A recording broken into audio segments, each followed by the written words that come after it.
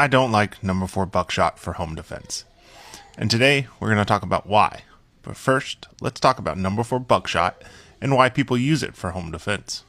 First, number 4 buckshot is the smallest buckshot, not to be confused with number 4 birdshot. There is two, so it can get a little confusing.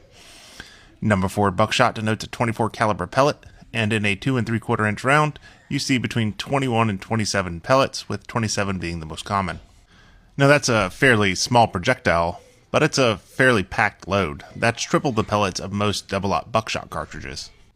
People who use number 4 buckshot often cite that it's less likely to overpenetrate through a home and is rapidly stopped by drywall, at least compared to other cartridges. That's where we get to the first problem I have with number 4 buckshot. While it's true that number 4 buckshot penetrates less drywall than double-aught, the pellets can still penetrate up to 8 drywall layers. Now, if I sat at the very back of my home, there's only 8 layers of drywall between me and the external wall.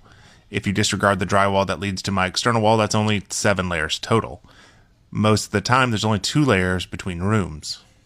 So in my home, number 4 buckshot can still penetrate from one side of the house to the other. Admittedly, it's less likely to leave the house and harm a neighbor. In my situation, I don't have to worry about that because my neighbors are very far away and I live in the middle of nowhere. But that's not everyone's case. Number 4 buckshot can prevent shooting a neighbor's house, which is important, but it can still penetrate fairly deep throughout your own house, which puts other family members at risk. With that said, number 4 buckshot does lose a lot of energy through just a few layers of drywall. It has a lot less energy than double-aught buckshot, and if you were to compare double-aught to number 4, there is less risk of a fatal shot through drywall. That is true, but number 4 buckshot will still go through a ton of drywall. Anything that can penetrate a human being is going to penetrate drywall fairly easily. Now, I've said penetration a lot, especially for a Sunday, but since I'm saying penetration, let's talk about the big problem with number 4 buckshot, which is penetration. In a self-defense scenario, we want to fire a cartridge that has the ability to stop a determined attacker. A determined attacker is the worst-case scenario, and that's the situation I want to be prepared for. I use a shotgun for home defense because I want to stop at a determined threat with as few shots as possible. Now, for a shot to effectively stop a determined attacker, it needs to be able to penetrate deep enough to hit a vital portion of the body. We have the heart, the brain, spinal cord, and those are all off buttons. To reach those off buttons from any shooting angle, we need a projectile that penetrates, and the standard for penetration is 12 inches through a block of properly calibrated ballistic gel. This is a standard established by the FBI, and the standard most, ammo manufacturers producing defensive ammo are going to abide by. Number 4 buckshot tends to penetrate between 10 and 13 inches of ballistic gel. It's just barely on the cusp of acceptable on a good day. Personally, I want consistent penetration that goes beyond the minimum. My main problem with number 4 buckshot is that on its best day, it's barely capable of meeting that penetration standard. Now, with that said, many are going to point to historical uses of number 4 buckshot and its effectiveness. Probably the best first-hand account we have comes from Chief Petty Officer James Patches Watson, who was a Navy SEAL who served in Vietnam. Now, he favored number 4 buckshot, and as he wrote in his book Point Man, my favorite shotgun ammunition was the XM257 round, with the hardened lead number 4 buckshot. The 27 pellets in the shell would knock down any VC I aimed at, which was exactly what I wanted. Now, this man's killed more people than cancer, so he does know a thing or two about it. But it's worth mentioning that the average combatant he faced weighed 90 to 100 pounds. That's a far cry from the average weight of about 200 pounds for an American male. The terminal performance requirements are simply different. So with shotguns, we have something called a pellet accountability. We want to know where each pellet's going to hit the target. Any errant pellets, even a single pellet, can kill someone. Now, people use number 4 buckshot because they want to try and, limit overpenetration and limit the risk of hitting other people. But the wide pattern and high pellet count means you're more likely to miss your target, or at least partially miss your target, and send pellets flying throughout your entire home. And to me, this defeats the entire purpose of using number 4 buckshot, or at least the stated reasons most people use number 4 buckshot. Number 4 buckshot spreads fairly wide, fairly quickly, more than double-aught buckshot loads. Now, I love number 4 buckshot for coyote hunting because it's easy to move hitting targets thanks to that extra spread. Now, Chief Watson also loved the spread in jungle warfare, as he said in Point Man. The The duckbill attachment on the muzzle spread out the pattern to 96 inches wide and 24 inches high at 30 yards.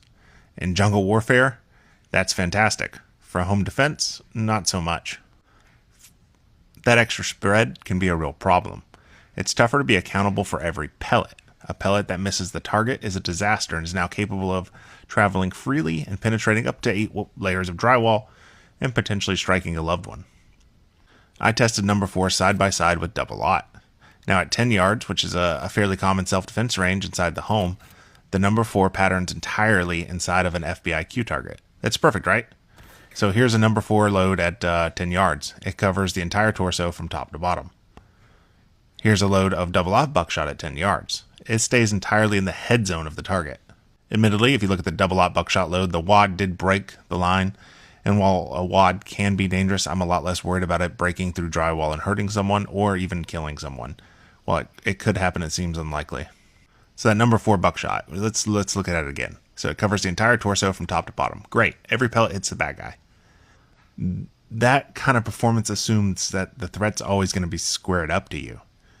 What happens when the threat's not squared up to you? What happens if the threat is only providing a smaller portion of their body as a target? Like if they're using cover, or maybe you catch them going into one of your kids' rooms as they're moving. Well, what if you have to fire a shot rapidly with compromised aim? That's perfectly reasonable to expect from a home defense scenario. If you have a compromised shot, you are potentially sending pellets into your home, and the more pellets you send, the worse the situation will be. So let's consider a smaller target. Let's consider that the enemy is not squared up to us and we have to shoot a smaller portion of their body. So I'm going to shoot at an 8-inch circle on a piece of printer paper. So here's a shot fired at 10 yards. So at 10 yards, most of the pellets hit the 8-inch target, but half a dozen didn't. So now I have 6 pellets traveling through my house potentially. Here's what standard double-aught buckshot looks like at 10 yards on an 8-inch target. All of the pellets landed exactly where I wanted them to. Now for the next test, I set up a small metal popper target with a piece of cardboard behind it to act as drywall. I covered any holes in the cardboard with blue tape and would continue to do so throughout my testing. At 10 yards, I fired a load of double-aught buckshot into the target and observed for any errant pellets. There were none. With number 4, I did the same test and 4 pellets missed, which means 4 pellets are now traveling through my drywall. So the longest shot I can fire in my house is 18 yards, but that's kind of outside the norm. So let's try a pattern at 15 yards, which is about as far as a standard home defense situation is likely to be. And that's fairly far, admittedly. On an FBIQ target, the number 4 had 6 missed pellets. That's 6 missed pellets on a giant target that are now traveling freely through your home. Now with buckshot at 15 yards, I shot at an 8-inch circle. 3 total were outside the circle, but remained on the piece of printer paper. A final pellet landed outside the paper. Now the difference worth noting is that the pattern is still small enough to fit on the entire piece of paper, but it all just kind of landed high when I shot.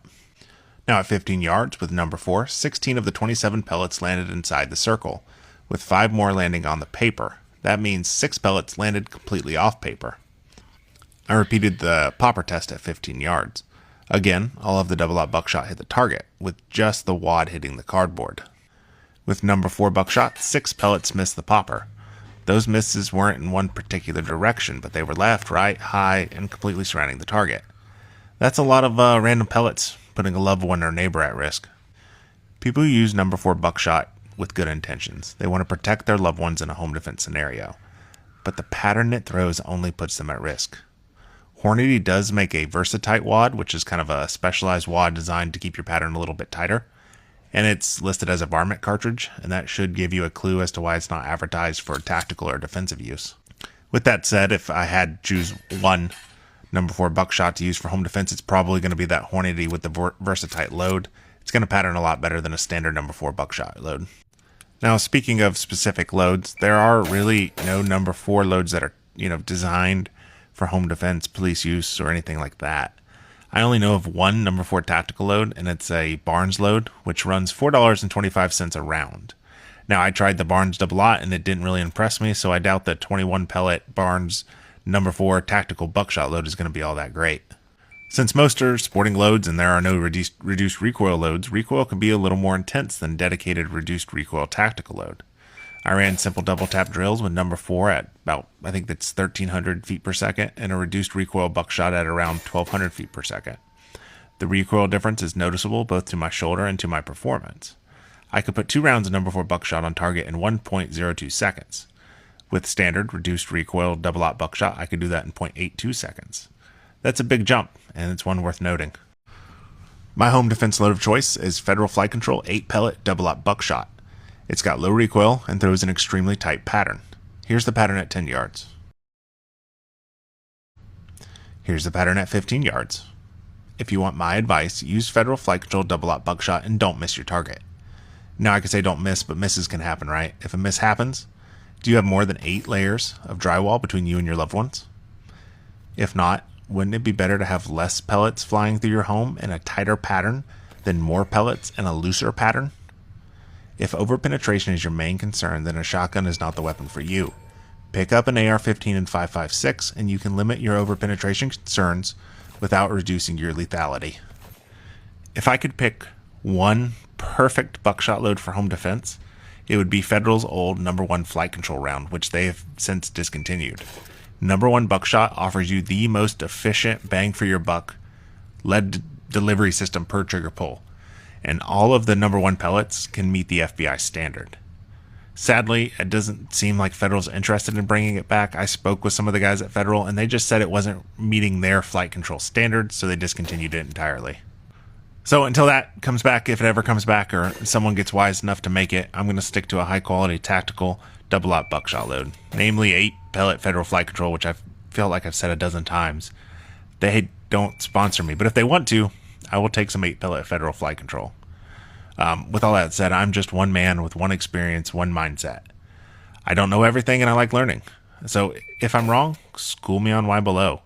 Don't do the lame thing though, where you just yell that I'm wrong and run off. It's like a drive-by comment. Explain why I'm wrong. Till next time, thanks for watching. I appreciate all of you. And that's it.